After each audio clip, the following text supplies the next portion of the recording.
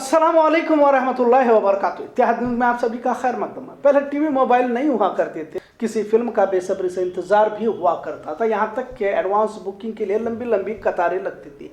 खैर आज उस दौर का जिक्र इसलिए करना पड़ रहा है क्योंकि भारत सरकार की जानिब से अग्निपथ नाम की योजना का ऐलान किया गया और ये ऐलान उसी तरह लग रहा है जैसे कभी अग्निपथ फिल्म की रिलीज को लेकर हुआ था। मतलब भारत के नौजवानों को कैसे वक्त से पहले ही बुजुर्ग बना देने का ऐलान मोदी हुकूमत ने किया है। भारत जहां बेरोजगारी की तारीख के आंकड़ों का दायरा पार करते हुए नजर आ रहा है, पहले 10 लाख नौकरियां देने का ऐलान वजीर आजम की जानिब से किया गया, फिर अग्निपथ नाम की फौज में महज 4 साल काम करने की योजना का ऐलान किया गया।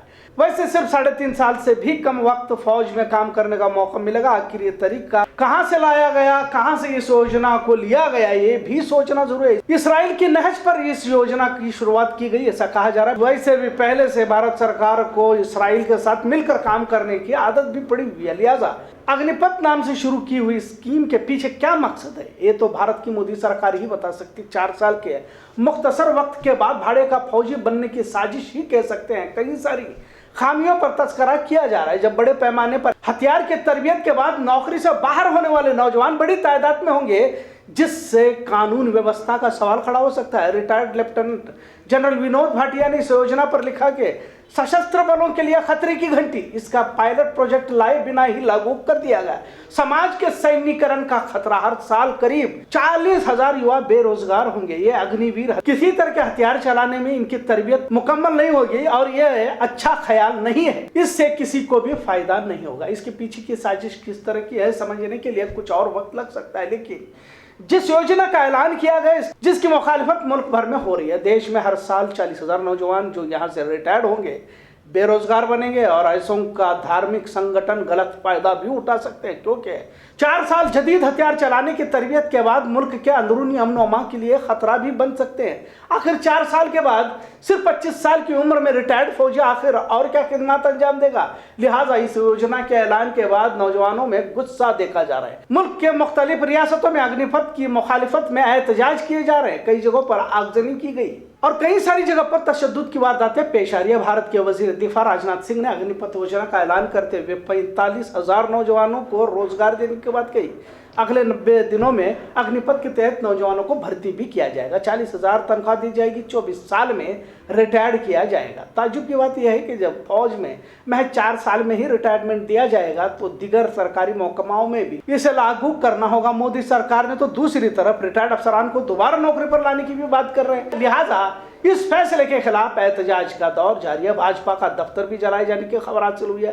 कुल मिलाकर यह फैसला मोदी हुकूमत को ही अग्निपथ पर ले जाने वाला नजर आ रहा है, क्योंकि अग्निपथ पर चलने से पहले ही हुकूमत के इस फैसले पर अग्निवीर आग उगलते नजर आ रहे हैं।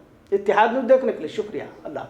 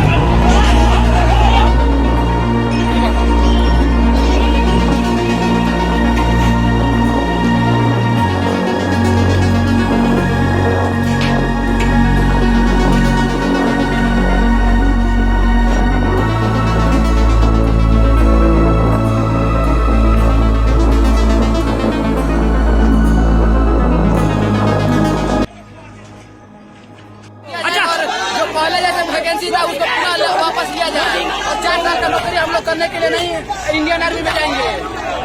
हमें पुरानी वैकेंसी चाहिए। हम लोग पहले वैकेंसी होता था वैसे वापस चाहिए। एग्जाम चाहिए। जो नया आया हुआ है अग्नि परीक्षा इसको रद्द किया जाए।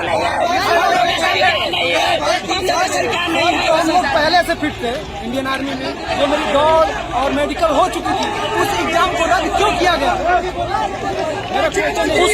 उसको यानी कि पूरा बहाल किया गया।